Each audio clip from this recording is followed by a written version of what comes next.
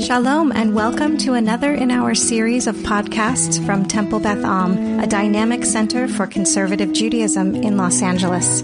This is a recording of a Shabbat sermon by Rabbi Adam Kligfeld. You may be seated. I'm going to share, I'm going to share some words of Torah. So maybe seated. I'll wait till it's quiet. My daughter thinks I'm hysterical. We're having a little father-daughter unintentional comedy routine as we're conducting Shabbat services for all of humanity. Hi, everyone. This is the strangest part of this. It's one thing to daven without people, because I daven alone all the time, but to give a drash to chairs. Well, these chairs are not frowning at me, and chairs are not falling asleep, and chairs are not talking amongst themselves. They're listening carefully. So I'm going to try to speak towards the camera, but I got to say it's very awkward. So I'm going to mostly try to conjure that you're there. Oh, my daughter's going to be an audience member. Hi. So I have a cousin, Cheryl, who might even be watching this, because I think our family knew that we were going to be live streaming this. She lives in the East Coast. She's my first cousin, my closest cousin in age to me. When we were kids, and the cousins and the siblings would be all going after the same thing, whether it was a cookie or ice cream or a toy, my cousin, even at age 6 or 7, had an ingenious way of turning around the rivalry and the sense of who had what on us. She would say, and it confused us, we didn't know how to respond. She would say, "Ha ha, you have a cookie and I don't." Right? So normally we taunt, "Ha ha, I have a cookie and you don't." And she would reverse taunt. And either it was brilliant reverse psychology, or she really felt miserable that she didn't have, and she was just trying to make herself feel better about it, or some part of her then, which is still part of who she is right now, recognized that when you don't have and someone does, you don't always have to feel it as a lack. If you don't have and someone else does, you can feel happy for them and blessed that you don't have something that you would regret losing.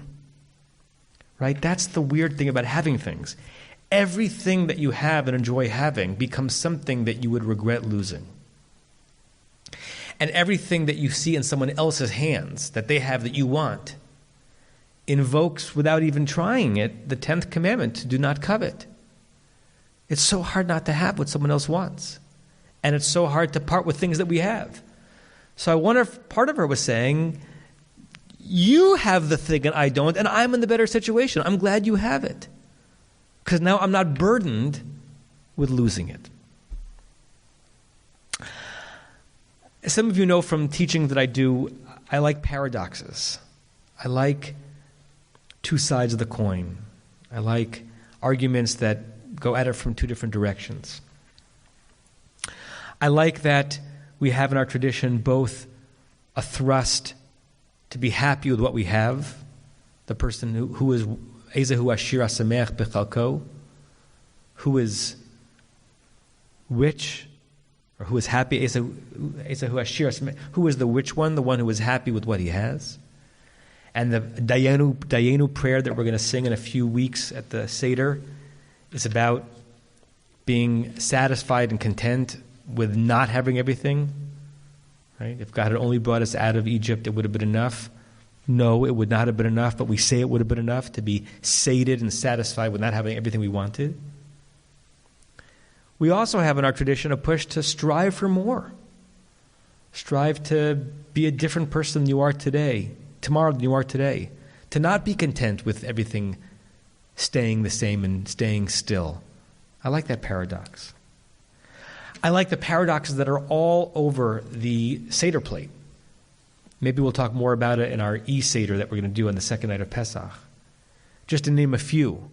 What's charoset a symbol of? Well, we learned as a child that charoset is a symbol of the brown mortar, that the bricks, it was between the bricks that the Israelites were making as they were slaves, and that the wine in the charoset is like blood. It's a sign of our enslavement.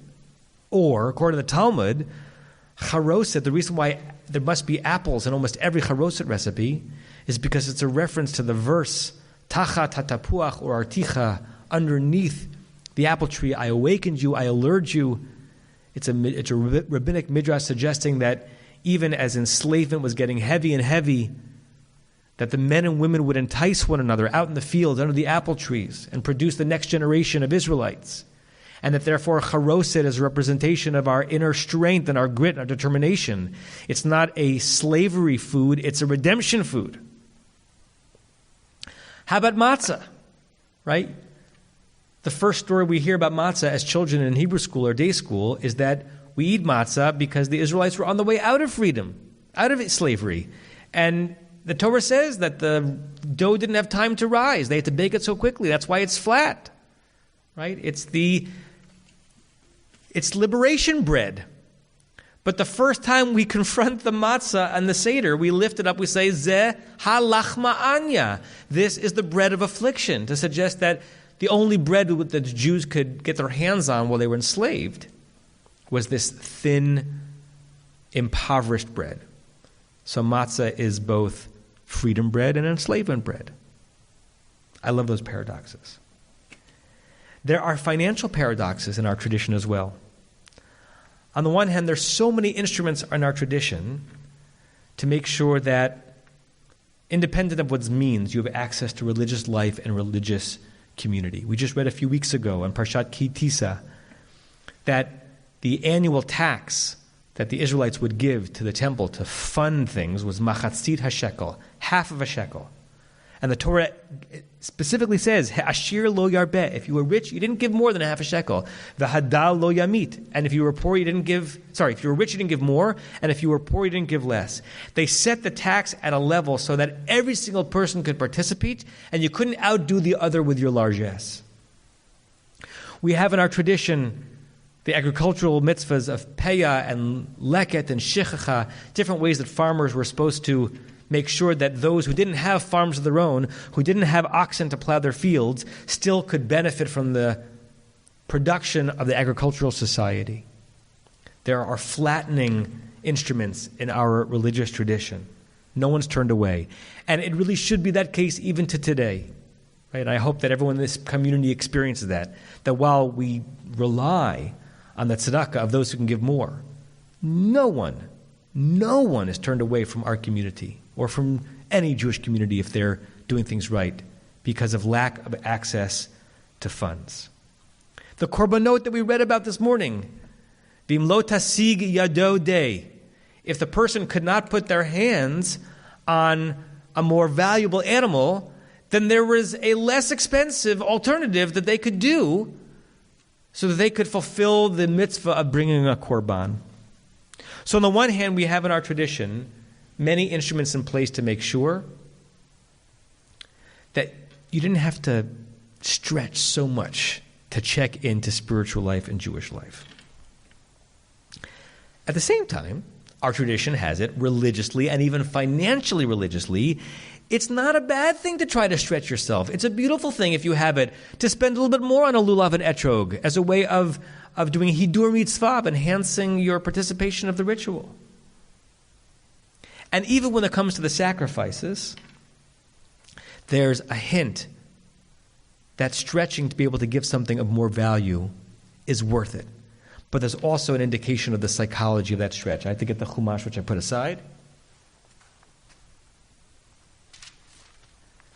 For those of you who were watching before, I asked you to consider two verses. Chapter 1 of Vayikra, verse 3, and chapter 1 of Vayikra, verse 11. Chapter 1, verse 3, which is on page 587 in our Chumash. V'im olah korbano min habakar. If you are giving as your olah sacrifice, as a sacrifice that was going to be completely burnt up on the altar, a bakar, cattle. Zachar tamim yakrivenu. You bring forward a pure, unblemished male, el petach ohel moed, to the door of the tent of meeting, yakrivoto, that's where you sacrifice it. Lirtsono lifnei Adonai. for acceptance, that God will want it, lifnei Adonai, in front of God. The next category, verse 10, is not cattle but sheep. It looks almost identical. V'min hatzon korbano, if you're bringing a sheep, smaller animal, less expensive to raise, less valuable to divest yourself from it. If you're bringing a small animal as your sacrifice, min haksavim, from your sheep flock, o min ha'izim, or your goat flock, la'olah, as an olah sacrifice that goes all the way up, zachar tamim yakrivenu. You also have to bring it as a unblemished male. The Abarbanel, who is a 15th and 16th century commentator from Portugal and Italy, he says, if you compare these two verses, what's different? We mentioned one of them. One is cattle, large animal, expensive. One is sheep, smaller animal, not nearly as big of a gift to God and to the temple. One of them, the cattle, has this phrase, lifnei Adonai, in God's presence. Whereas when the Torah speaks about the sheep as the olah offering, that phrase, in front of God, is not there. Why? Is it just a question of the meter of the verse? Does the trup, the musicality of the verse, have it be that it should be in one verse and not the other? The Abarbanel says this has to do with the psychology. Obviously, that's an anachronistic word, but you get the meaning. The psychology of giving and stretching. Cattle is more expensive to this day. It's a bigger animal, costs more to produce. And when you give or donate something of greater value, he says, and I agree with him on some level, even if you are a generous and altruistic person, there is some sadness at the moment of giving. It's okay to name that, even as a generous community. There is some natural human sadness when you give up something, unless you're an utter saint. When you give up something. And when you give up something bigger versus giving up something smaller, even if there's more joy because of the joy that you're creating by giving it, there's naturally some attendant larger sadness because you're divesting yourself of something bigger rather than something smaller. He says no matter how generous and altruistic we are, to want and to want to have and to want to not lose is a human instinct. And by giving more, we have less. That's natural, and we mourn it a bit, we grieve it, it hurts. And we feel it less, he would say, if the gift is smaller. We also, at the same time, might feel less joyful if the gift is smaller because we aren't able to help another person as much. But we also feel the pinch less. So the Torah says, according to the Abarbanel, it is worth it to give a bigger animal, to stretch a bit if you can. If you have a cattle, offer that as an olah. That's what comes first. And if you're having a hard time parting with it because it's hard to let go of a cattle, don't think of it, the Abarbanel says, is what the Torah is saying, as if you're giving it to a person where you might have some rivalry. Well, that person's going to have it now and I'm not. Who's going to receive this cattle? Lifnei Adonai. Think of it as if you're giving it directly to God. It's not giving it to the Kohen. You're not giving it to Goldberg next door. You're not giving it to your cousin. You're giving it lifnei Adonai. It's in God's presence that you're giving this gift. You're giving it to God's treasury. You give it with an open and joyful face as if you're giving yourself to God. And wouldn't you want to give more of yourself to the Creator of the world and not less?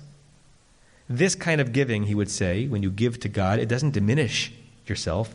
You actually add yourself to the spiritual makeup of the world. So if you're giving something big, do it. Consider it as if it's lifnei Adonai in front of God, and it'll make it easier to do.